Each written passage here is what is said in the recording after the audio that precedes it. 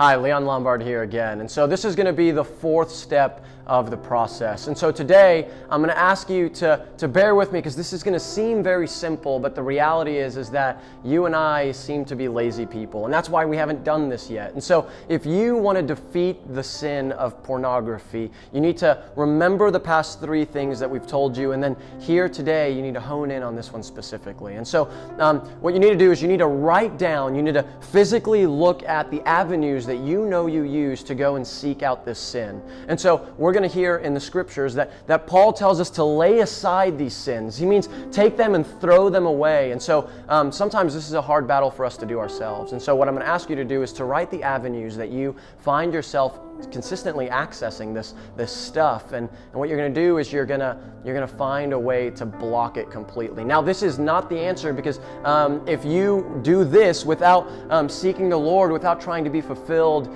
in Him, then you're just going to find a new creative, clever way to go and find and access these things. And so what you need to do is you need to just create boundaries and help yourself blockade until your heart can be restored. And so if that means you're a person who does not need any internet on their phone, on their laptop, on their iPad, then that's what you need to do. And so go find a parent, go find a friend, and ask them to lock up these things on your cell phone device, on your laptop, on your iPad.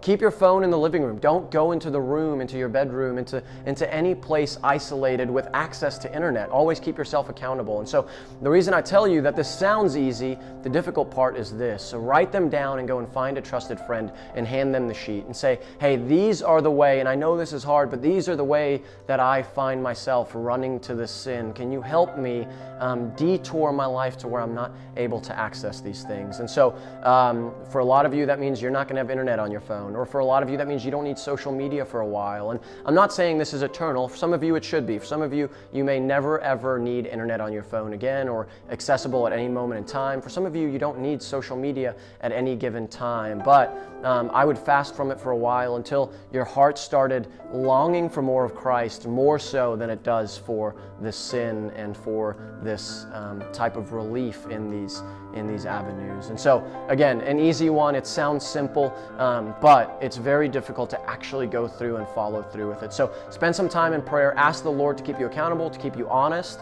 and then go get a piece of paper and start writing these things down. Write them and maybe stick it on your wall, and write these things all over the house, that you do not want to be beaten by this sin. You want to put it in the light, and you want to victoriously live a life in Christ because He's already been victorious for you.